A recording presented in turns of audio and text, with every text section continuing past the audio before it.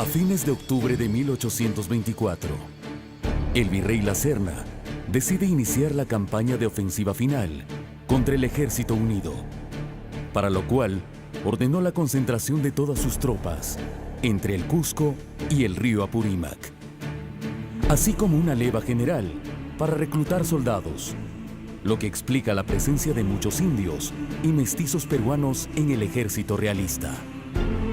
El 3 de diciembre, Sucre, para abastecerse de víveres, marchó por la quebrada de Joilpahuaijo para dirigirse a Pampa Cangallo. Lograron atravesar las divisiones de Córdoba y La Mar, pero las tropas de Vargas, Vencedor y Rifles de la división de Lara fueron atacados por Valdés, hecho al que se le denomina como la sorpresa de Joilpahuaijo. El ejército patriota, sobreponiéndose al revés de Joilpahuaijo y teniendo a la vista al enemigo, se dirigió por la ruta de Acosvinchos, situándose también en la llanura de Quinua, aproximadamente a las 4 de la tarde. Ubicados ambos en la pampa de Ayacucho, comprendieron que debían actuar decisivamente. El sentido común indicaba que la batalla estaba programada para el día siguiente.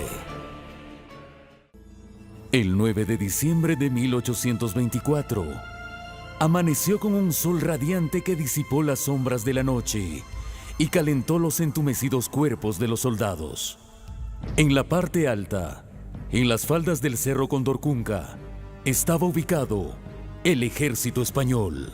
A la derecha del ejército realista, la división al mando de Jacinto Valdés, con 4 batallones: Imperial Alejandro, Castro, Centro, Cantabria y 4 piezas de artillería.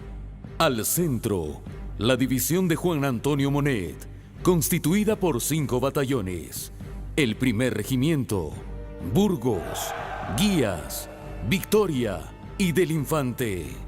A la izquierda, la división comandada por Alejandro González Villalobos, formado por 5 batallones, cuya reserva estaba formada por 10 escuadrones de caballería, al mando del general José de Canterac, jefe del Estado Mayor, secundado por el teniente general José de Carratalá y el general Valentín Ferraz, jefe de la división de caballería del ejército realista.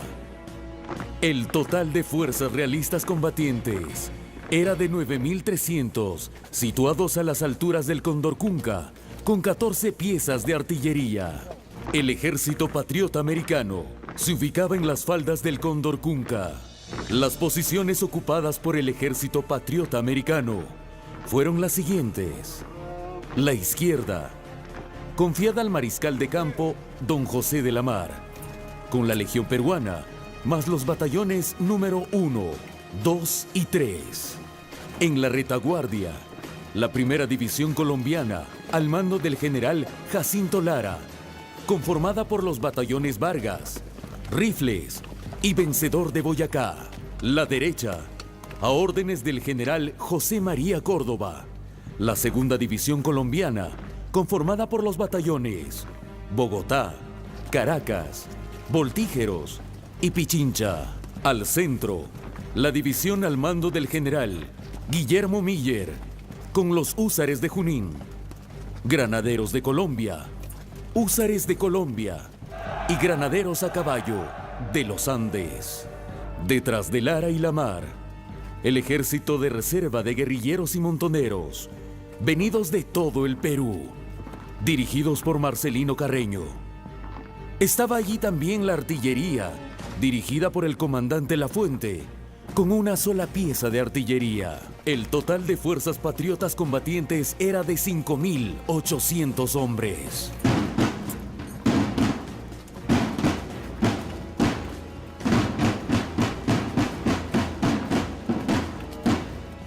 A las 9 de la mañana del 9 de diciembre, previo a la batalla, el lugarteniente español le comunica al excelentísimo señor general Córdoba la invitación a parlamentar del general Monet del ejército realista.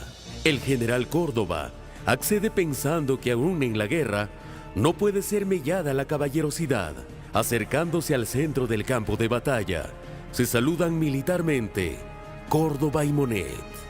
El general Monet le solicita que los parientes de ambos bandos puedan despedirse antes de iniciar la batalla.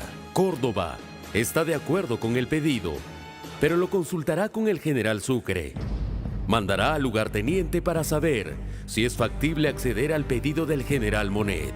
El lugarteniente patriota, presuroso, se acerca al general Sucre para darle el comunicado del general Córdoba. El general Sucre accede sin ninguna objeción y pide que procedan. Dicho esto, el general Monet y el general Córdoba se acercan a sus tropas y avisan a los que tengan parientes en el ejército rival que dejen sus armas en el lugar y se aproximen al centro del campo para que puedan despedirse.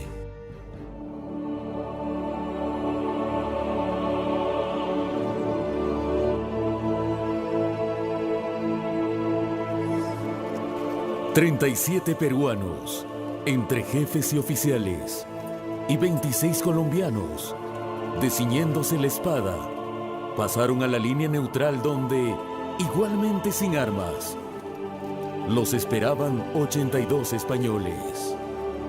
El abrazo duró aproximadamente una media hora, que la separación entre hermanos y parientes fue muy difícil, por lo que tuvieron que recurrir a la fuerza de las armas. Se consigna el encuentro de los hermanos Tafur, los hermanos Castilla, los Moya y los Blanco. Estos últimos eran huamanguinos. A las 10 volvió a presentarse Monet, a cuyo encuentro adelantó Córdoba. El general Monet le comunica al general Córdoba que se va a dar inicio a la batalla. Córdoba accede y le pide que ellos sean los primeros en romper los fuegos.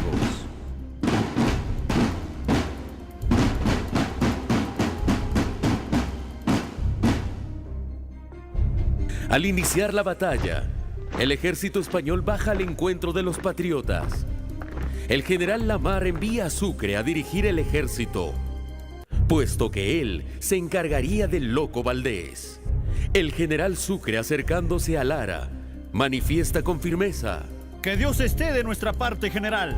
Luego se dirige a los soldados y les dice: ¡Soldados! De los esfuerzos de hoy pende la suerte de América del Sur. Otro día de gloria va a coronar vuestra admirable constancia. Entonces, con energía, el general Sucre exclama al ejército: ¡Viva la América independiente!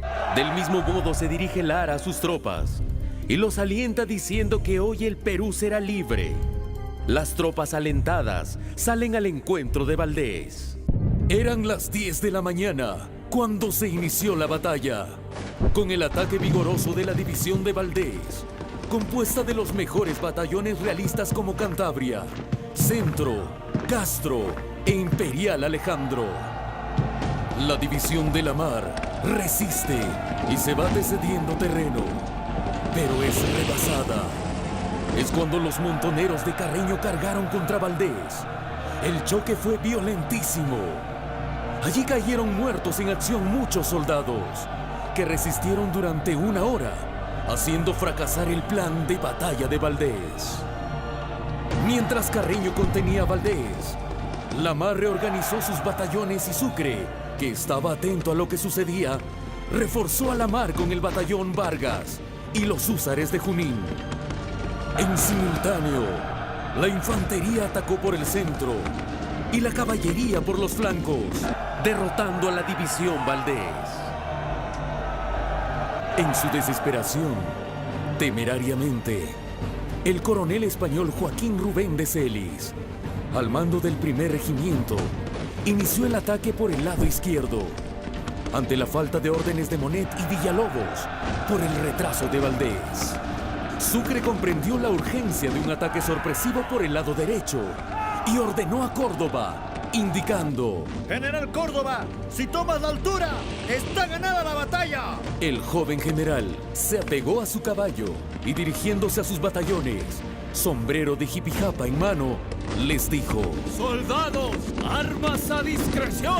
¡Paso de vencedores! ¡Adelante! Los escuadrones de la caballería de Miller apoyaron el ataque de Córdoba y en choque sangriento se apoderó de las piezas de artillería enemigas.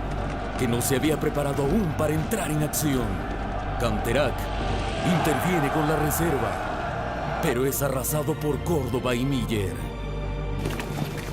A la división de Monet no le quedó sino avanzar por el centro, pero fueron atacados con prontitud y energía por las tropas de Lara, siendo arrollado. Finalmente, Sucre ordenó: ¡Soldados! La batalla se decide a favor de la libertad. ¡Todos los batallones a la carga! ¡Adelante! Los soldados patriotas avanzaron a tropel y arma en ristre en toda la extensión del campo de batalla, en cuyo lapso el virrey La Serna había sido tomado prisionero, combatiendo como cualquier soldado que estaba expuesto a morir. Acto que no sucedió por intervención del sargento Barahona de los húsares de Junín, que lo reconoció en momento en que el cabo Villarroel casi lo ultima. Ambos lo condujeron con respeto y cuidado ante el general Sucre, que le trató con las consideraciones al que tiene derecho todo herido y prisionero de guerra. Siendo la 1 de la tarde, la batalla estaba decidida a favor de los patriotas. En una situación indescriptible de alegría, de vivas, pero también de llanto y tristezas. Al bajar al centro del campo, el virrey La Serna entregó su espada a Sucre y dijo: ¡Gloria al vencedor! Y devolviéndole su espada, Sucre le respondió: ¡Honor al vencido!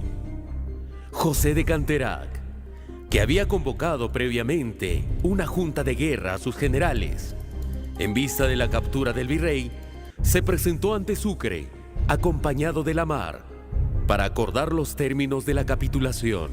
Le comunica a Sucre que la Junta de Generales del Ejército Español decidió firmar junto con ellos el fin de esta guerra y retirar de España sus dominios en América. Sucre, conforme, asiente y acuerda firmar un documento lleno de dignidad para vencedores y vencidos.